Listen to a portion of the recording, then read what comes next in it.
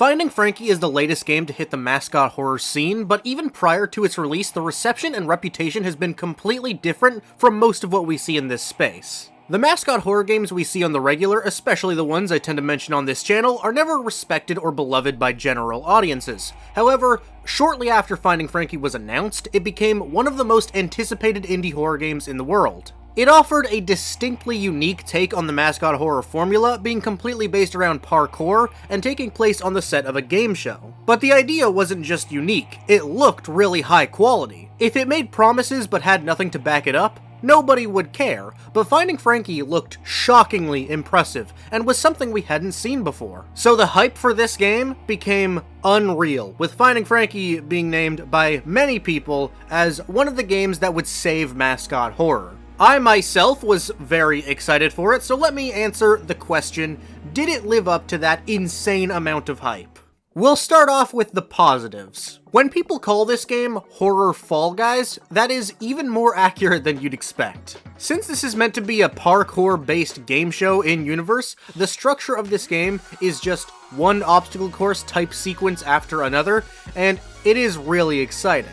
The parkour sections are riveting, with the mechanics and physics being very satisfying, and succeeding at not feeling clunky whatsoever. The way you hold onto bars above you to swing off of them feels so smooth, and the way you somewhat lock into place when you're against a wall you can jump off of makes you feel the impact of your movements. And the idea of Frankie being a mostly inactive threat that is awoken by you failing an obstacle course and touching out of bounds is such a smart way of incorporating a threat and an excuse to have a jump scare in this type of game. I like the introduction of their mascot horror type gimmick, a police duck themed device that can provide light and also scan the area around you for interactive objects. I do wish this mechanic was used more. It's mostly just used for this maze sequence with Henry Hotline, so it doesn't really have time to shine, but I like it, it's cool. Speaking of that maze sequence, I actually see that as a standout moment in the game, even if it lacks the fun factor that you get from all the parkour. Stealthily walking through this enclosed dark area as growls and footsteps become apparent when Henry's close to you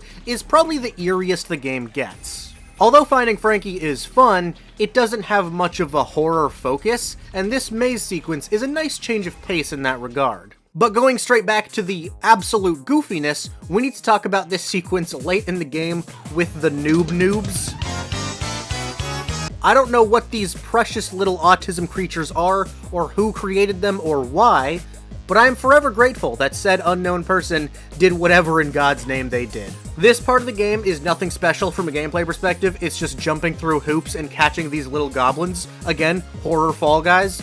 But the noob noobs are so stupid and funny, and I love them so much. But I've gone too long at this point without discussing the chase sequences in this game. The first chase sequence with Frankie has so many angles to it and stands out as being so much more dynamic than many chases in this genre.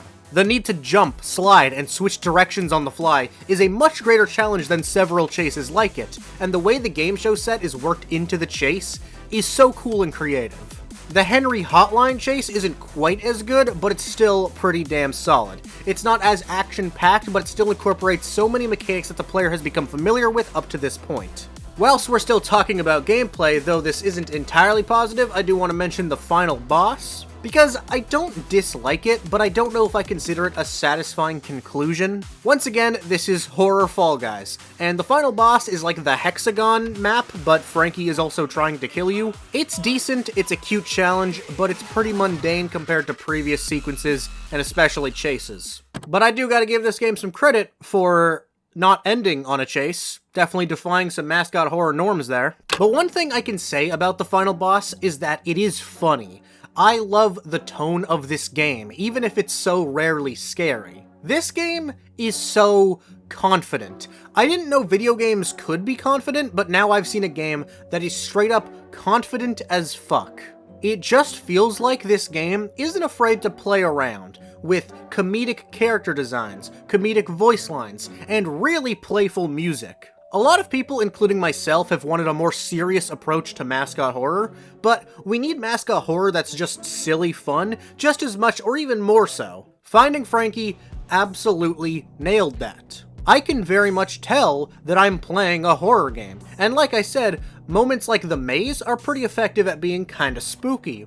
but I still feel like I'm having a silly time in a parkour palace. The aesthetic of this game is excellent. This really feels like a play place as well as a game show set. The environments that are vibrant are stunning, and the darker areas are decently disturbing. The visuals are generally really good. It's not perfect in that regard, and I'll get to that, but overall, the quality of the models, the environments, and the animations are pretty impressive, especially for this genre. And like I briefly mentioned, the music in this game slaps ridiculously hard.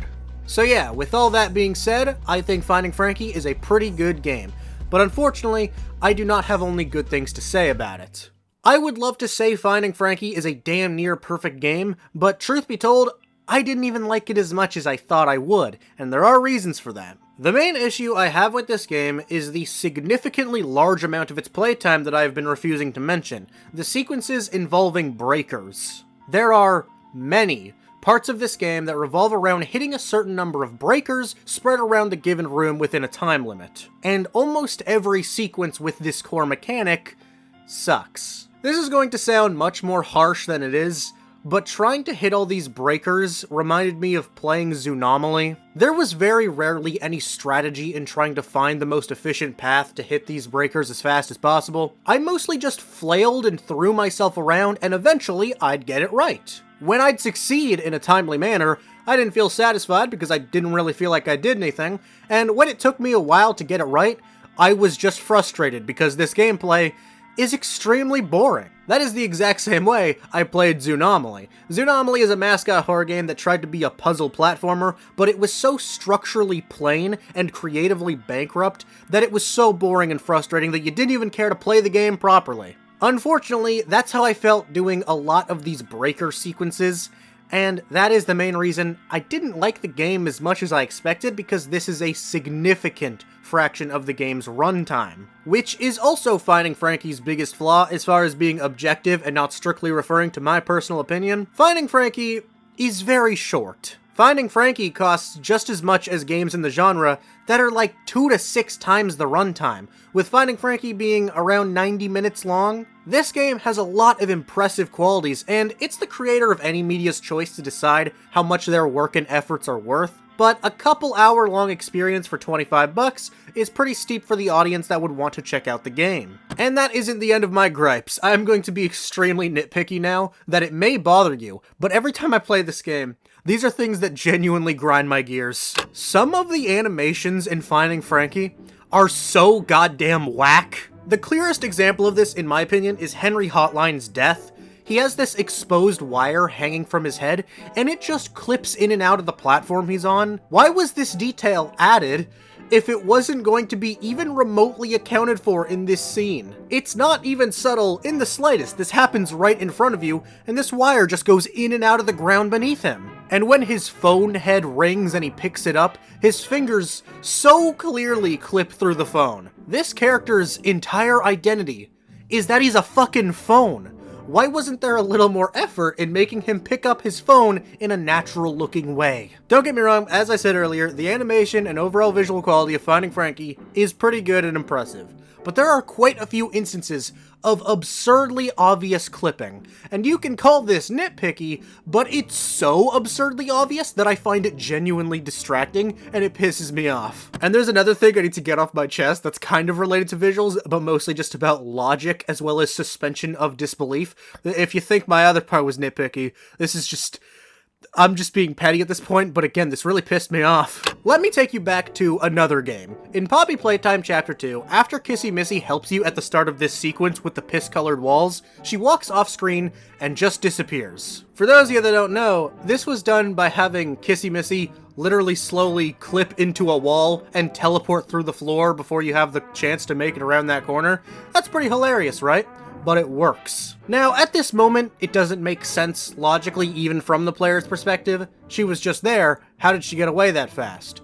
It's strange, but the player won't really think about it and will just move on.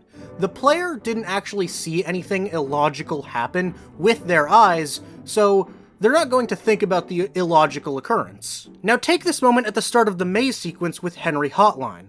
Unlike Kissy in Poppy, Henry doesn't turn a corner and vanish, he simply walks backwards through a shut door and disappears. He does it right in front of you. It's in the dark, so it utilizes a somewhat similar tactic as the instance in Poppy, but you run up to the object that Henry just went through immediately after. So unlike in Poppy, the player immediately has to think about the illogical occurrence because they did in fact see it with their own eyeballs. Unless the door was open and immediately closed after he walked through it, and then immediately opened back up again, but that would also be dumb enough to piss me off, and I feel like we should see or hear that happening. I hate this moment so much, because why the fuck does it happen? Just don't have Henry phase through the shut door. I told you this would be nitpicky, but again, this was genuinely enough to piss me off so much that it deducted points from my overall enjoyment. That's it for my nitpicks, though. That will probably annoy most of you. Aside from that, I still stand by the breaker sequences and overall length of the game being Finding Frankie's greatest flaws. The quality of this game is very impressive, and it's generally fun as hell to play,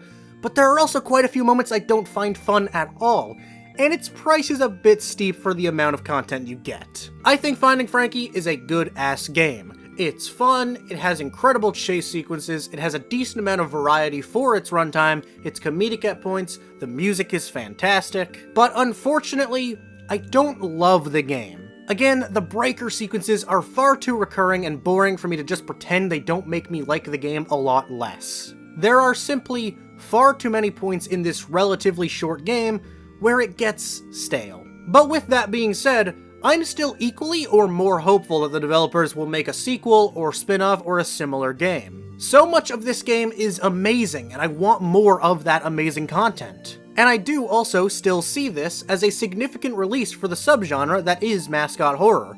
This is so much better than the great majority of releases that the space has seen, so it definitely deserves to be in the conversation of games that gave the genre more credibility this year. So, did it live up to the hype?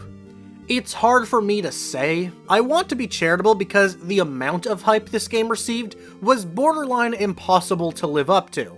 Before I had the chance to play the game, YouTubers were already calling it the best horror game of the year, which, I'm sorry, it just isn't. Like I said, I was really looking forward to this game for over a year, and I didn't like it as much as I thought I would, so it didn't quite live up to the hype in my book.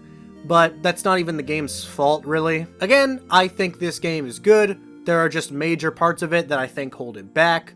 With that being said, I'd say Finding Frankie is a very strong 7 out of 10, teetering on an 8. That's just about all I gotta say for now. Thanks for watching. I'll see you guys next time.